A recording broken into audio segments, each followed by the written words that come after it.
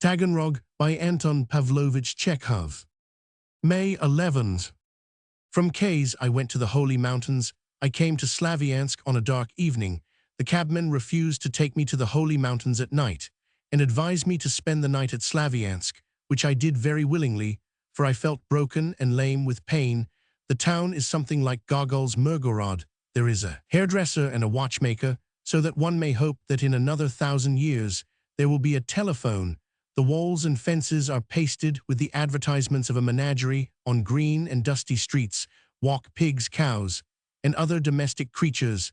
The houses look cordial and friendly, rather like kindly grandmothers. The pavements are soft, the streets are wide. There is a smell of lilac and acacia in the air. From the distance come the singing of a nightingale, the croaking of frogs barking, and sounds of a harmonium, of a woman screeching. I stopped in Kulikov's hotel, where I took a room for 75 kopecks after sleeping on wooden sofas and washtubs. It was a voluptuous sight to see a bed with a mattress, a washstand. Fragrant breezes came in at the widdy open window, and green branches thrust themselves in. It was a glorious morning. It was a holiday, May 6th, and the bells were ringing in the cathedral. People were coming out from Mass. I saw police officers, justices of the peace, military superintendents, and other principalities and powers come out of the church. I bought 2 kopecks worth of sunflower seeds, and hired for 6 rubles a carriage on springs to take me to the Holy Mountains, and back in 2 days' time. I drove out of the town through little streets, literally drowned in the green of cherry, apricot, and apple trees. The birds sang unceasingly. Little Russians whom I met took off their caps, taking me probably for Turgenev. My driver jumped every minute off the box to put the harness to rights, or to crack his whip at the boys who ran after the carriage. There were strings of pilgrims along the road on all sides. There were white hills, big and small. The horizon was bluish-white.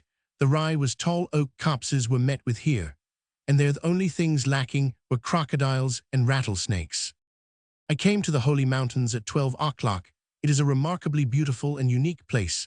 The monastery stands on the bank of the river Donets, at the foot of a huge white rock, covered with gardens, oaks, and ancient pines crowded together, and overhanging one above another. It seems as if the trees had not enough room on the rock, and as if some force were driving them upwards. The pines literally hang in the air and look as though they might fall any minute. Cuckoos and nightingales sing night and day. The monks, very pleasant people, gave me a very unpleasant room with a pancake-like mattress. I spent 2 nights at the monastery, and gathered a mass of impressions. While I was there, some 15,000 pilgrims assembled because of St. Nicholas' Day. 8/9 of them were old women. I did not know before that there were so many old women in the world. Had I known, I would have shot myself long ago. About the monks, my acquaintance with them, and how I gave medical advice to the monks and the old women, I will write to the Novoye Vremya, and tell you when we meet. The services are endless. At midnight they ring for matins at 5, for early Mass at 9, for late Mass at 3, for the song of praise at 5, for vespers at 6, for the special prayers. Before every service one hears in the corridors the weeping sound of a bell, and a monk runs along crying in the voice of a creditor, who implores his debtor to pay him at least 5 kopecks for a ruble. Lord Jesus Christ, have mercy upon us, please come to matins. It is awkward to stay in one's room, and so one gets up and goes out.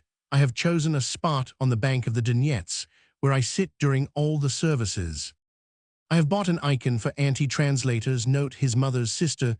The food is provided gratis by the monastery for all the 15,000. Cabbage soup with dried freshwater fish and porridge, both are good, and so is the rye bread. The church bells are wonderful. The choir is not up to much. I took part in a religious procession on boats.